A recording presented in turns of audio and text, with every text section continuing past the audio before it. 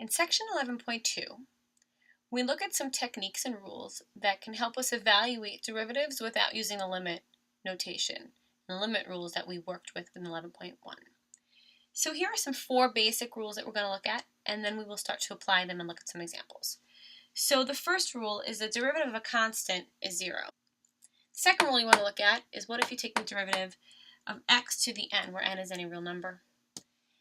The derivative is just going to be the exponent, n, times the base x, and you raise it to n minus 1, which means you subtract 1 from the exponent.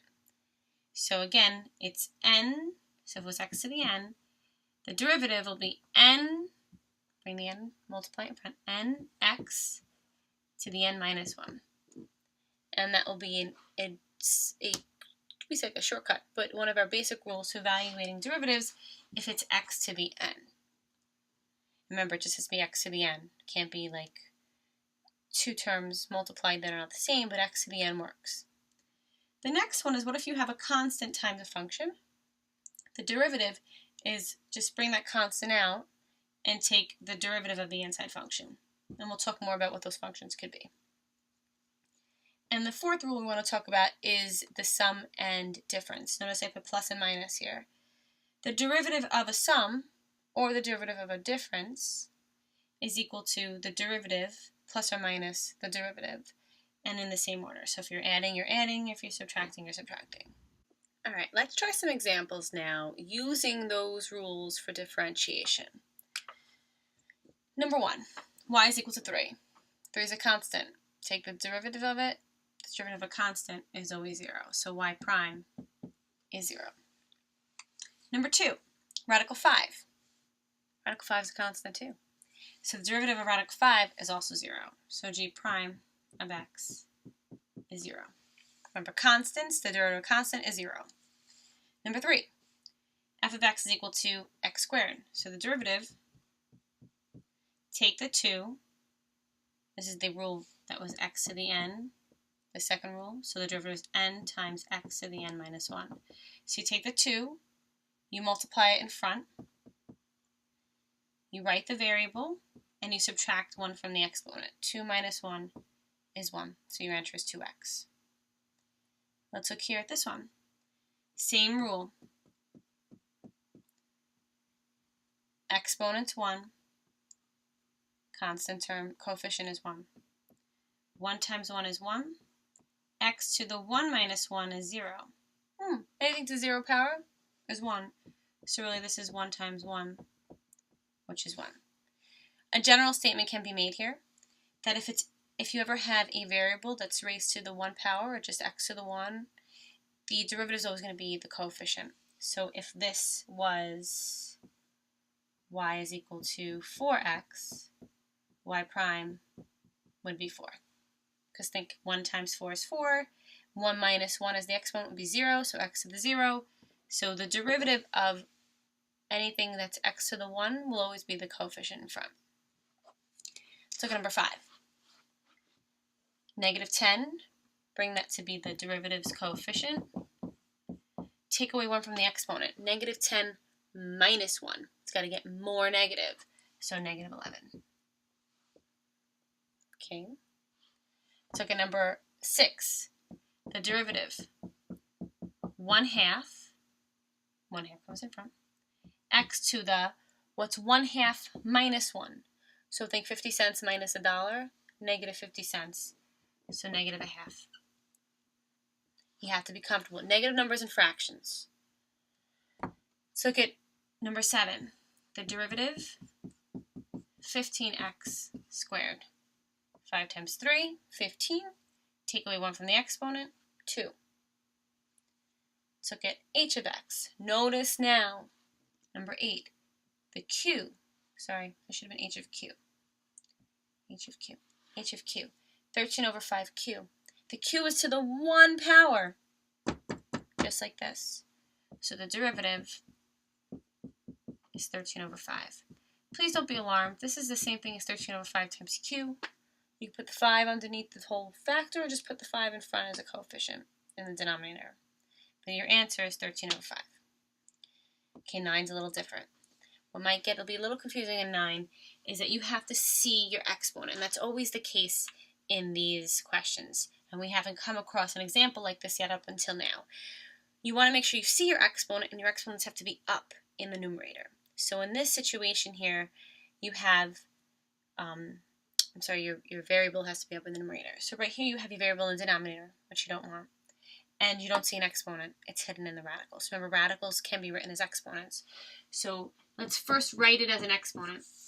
Roots grow in the ground, down in the ground, denominator. So your root is always the denominator of the fractional exponent, and that 2 stays up there. So it's 4 all over x to the 2/5. I don't want to see it like that, though. That whole x needs to be brought up. So when you take a term from the denominator and you bring it up to the numerator, remember, you change the sign of the exponent. So you think of this instead as 4x to the negative 2/5. This process needs to happen every time you take a derivative of an example like this. So again, radical, let's see fractional exponent. If it's in the denominator, bring the whole term up to the numerator and change the sign. Super important. Please make sure you're comfortable with that. Now, I didn't take a derivative yet. Now you take the derivative. The derivative, negative 2/5 times 4. We'll write that out. Negative 2 over 5 times 4. X to the, subtract 1 from negative 2/5. So if we think about subtracting 1 from that, negative 2/5 minus 1 is negative 2/5 minus 5 over 5, which is negative 7 over 5. So that's your new exponent, right? Whatever you subtracted 1, that result is your exponent. So negative 7 over 5. I need to clean that up. I'm going to bring that over here. So I get y prime is equal to negative 2/5 times 4 is negative 8 over 5. X to the negative 7 over 5. Now, if you have a hard time with fractions, you have a function on a calculator. Math button is on the left side. So you put the numbers in. So you could do negative 2/5 minus 1. Enter. It'll give you a decimal. Then you press math 1, enter, and it'll give you negative 7/5. If you have a hard time with negative 2/5 times 4, same thing. Negative 2/5 times 4, enter, math 1, enter, and it'll give you negative 8 over 5. So you don't want to write them as decimals. You really don't. It needs to be as fractions. So you have to either be comfortable with writing them as fractions, which the more you do, you will get so much better at it. But in the meantime, practice writing them as fractions and then check it on your calculator. Again, math 1 should be a little arrow with FRAC. You enter and it gives you your results. So make sure you can do that. You have to make sure you write them as fractions. Okay, let's look at 10. The derivative, 5 times 3, 15. X, take away 1 from the exponent to the 4th. This, what's the square root of x? Written as, not derivative, but the square root of x should be written as x to the 1/2. Do not put x to the 1/2 here because you didn't take a derivative yet. You have to see the radical as a fractional exponent and then take the derivative. A lot of people do that. They write x to the 1/2 here. And they're like, yeah, I did it. No, you didn't. Now you take a derivative. 1/2 x, take away 1, negative 1/2. Lastly, before I write f prime of x, look, you have a variable in the denominator. Don't want it there. So I'm going to rewrite f of x, not f prime, f.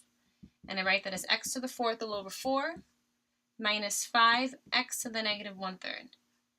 The only thing that goes negative, that changes signs, is the exponent. Remember that. Now we take the derivative. When you take the derivative,